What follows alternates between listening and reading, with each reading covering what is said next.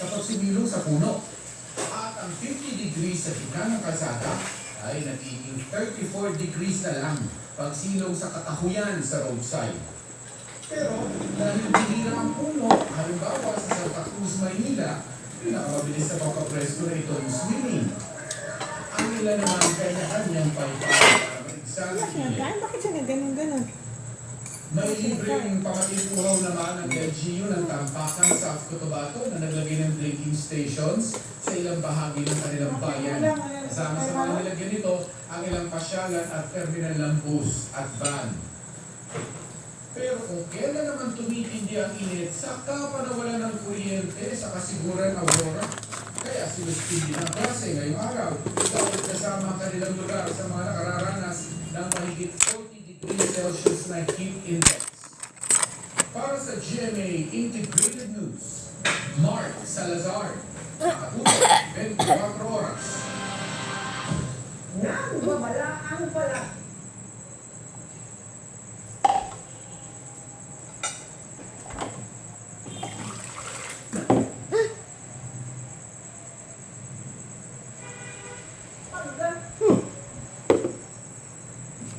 Sa West Philippine Sea, kahit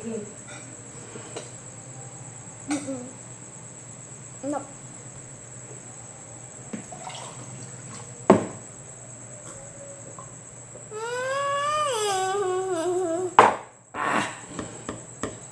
Tuba ka ba ba? Tuba ka? Ang amin.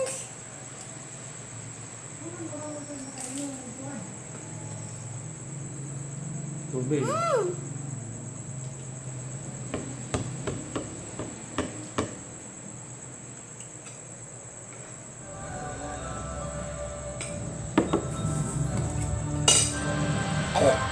Mapanganib na level ng damang init na italangin araw sa Metro Manila at mga probinsya.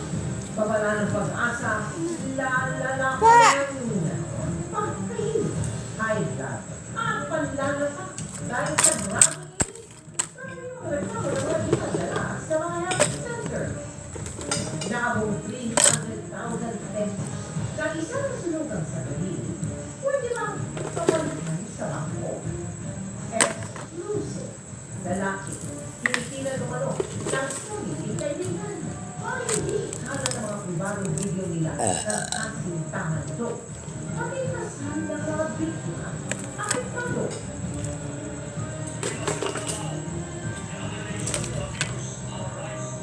Kanya. Palasyo na mawala. Sa mga video online na ginamitan ng pinitong boses ni Pangulong Bongbong Marcos. Pagbebenta ng fake products. Nag-isang hindi ng isang milk tea shop. Mga nagkukumpo ng Chinese militia pushes na nag-defy sa paghahatid ng supply sa mga mangingisda sa Recto Bank. Mga patay na korales tumambad naman sa inspeksyon ng ahensya sa Rosul Reef. Sasakyan din mula sa isang online seller na mistong tinailang pala sa original na may-aring nagpaparenta nito. Isinagbulit kay Kapuso Action Man. Dingdong Dantes at Maria Rivera. Time out muna sa kanilang busy schedule para sa birthday celebration ni Sixto. Live mula sa Drilling Network Center, 20 taon nang nakatutok. 24 oras. Magandang gabi po, Luzon, Visayas at Mindanao. Apat na meloding ang nasahit sa tangkang pag-musik sa kanila na Maynila mula Davao City. Yan ay para iligal na silang pagtrabahuhin sa isang bako bilang kasambahay. Arestado naman ang dalawang kasama nila at nakatutok si Marisol Abduraman exclusive. Nag-iiyak habang nagsusumamo sa mga otoridad ang babaeng ito nang arestuhin siya isang kasama ng PNP Aviation Security Group at Women Children's Center sa International Airport sa Davao City. Papa, asbak! Dahil seguridad. Sa tangka umano nilang ipuslitang Manila ang 4 na menor de edad. Isa sa kanila ay 14 anyos, 2 ang 16 at isa ang 17. Well, we're catching a flight during that day at around 11 p.m. papuntang Manila. Ayon sa PNP Absi Group, Papa, pinagkakulang daw ng papa. trabaho ang mga biktima kahit menor de edad pa. Stop! Gagawin silang waitress sa isang club. Dito Ah, yan. Gagawin kasambahay at pinangakuan ng siyempre ng sweldo. Kung merong consent yung mga magulang. Pero even then, hindi pa rin kasi allowed yun.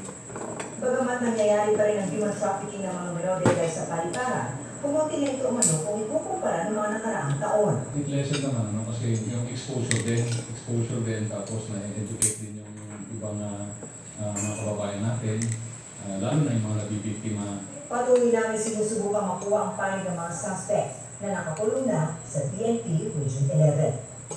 Nasa kustudiya na ng DSWD ang mga Yan, nasa bata kung gusto niya manarbaho. Pinahanda naman ang mga reklamo laban sa mga suspect. Para sa GMA Integrated News, Marisol Abdulaman, nakatutok, 10 oras.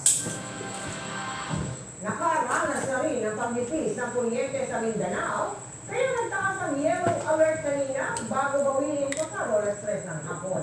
Nagtaas din ang red alert sa Luzon at Visayas, kaya nagbabantay ang Energy Department maging sa mga ospital. Nakatutok si Maxus Pulido.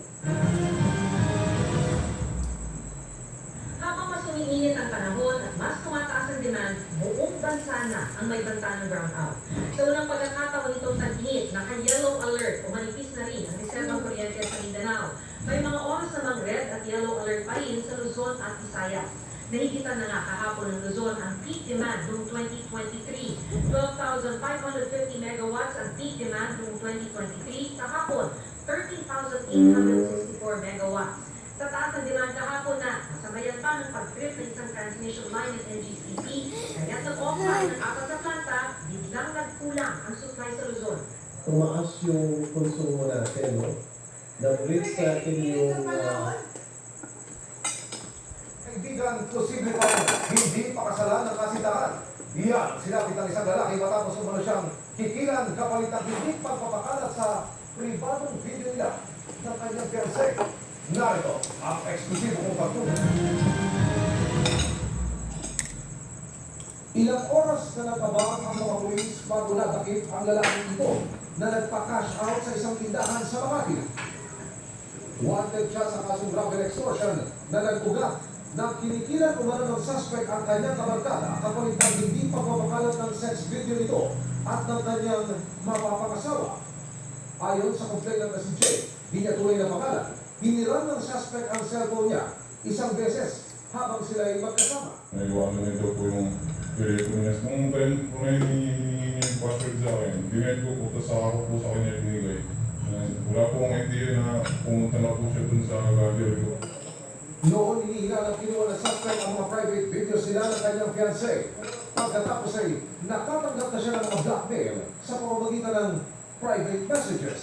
Gumawa siya ng another Facebook account, na dummy account, na para syempre hindi siya makilala. Yung account na yon, yun ang nananakot niya yun doon sa mag-boyfriend. Lumipas ko po ng 2 buwan bago niya nilabas yung video. In-screenshot niya po yung mga ninakaw niya sa aking video. Tapos po, tinakot niya po ako na ipapagalit niya daw po yung masisirang video na yun sa mga kaibigan at kumagana ko. Nakapagpapalabay ng biktima pero ang suspect hindi pa rin daw nang hingi. Kaya nag-report na siya sa mga pulis. Sa ginawang surveillance na kumpirmang kabarkada niya ang tumatalo sa kanya. Nagpadala ng pera doon sa isang cash-in, cash-out store. Doon sa CCTV, nakita yung target. Nalaman niya na friend niya nung gumagawa. Ipinagharap na ng mga reklamong robbery extortion, swindling, grave threat at iba pa na reklamo ang suspect na tumangging magbigay ng pakaya. Hindi po nakakatuwa. Siyempre nakakabahala po sa akin. Siyempre sa po akong babae naman po at tapos naalaman ng mga kaibigan ko na gano'n nga po yung nangyari. Masakit po sa loob ko kasi hindi ko rin po inaasahan na Ano po gusto niyo mangyari ngayon dito po sa reklamo? ay gusto ko mangyari ay magulat po talaga siya. Pero kung panagot po niya yung ginawa niya sa amin, pang walang hiya niyo po yung bagay na ginawa niya dahil okay na pong tanggalin. Ano mag-video-video, Manggot? Ang bilis sana ng TV. Ano mag-video-video, Manggot? Alam niyo sa pagtulog ni Oscar Oida.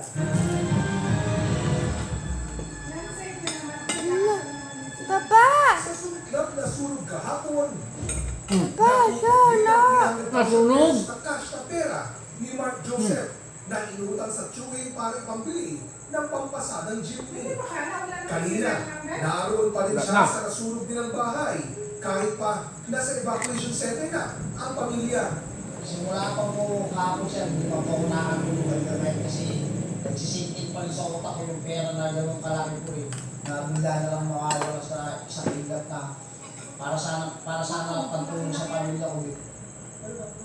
Pinasirko-sirko na raw niya ang utak sa kakaisip kung saan kukuha ng pamalit sa pera hanggang sa may makapagsabi sa kanya na baka tanggapin pa raw ito ng bangko. Meron po mga nagsasabi sa akin na pwede daw po ipalitan po ng bangko kasi aksidente naman po yung nangyari kasi wala naman po may kagusto na masunog yung pera.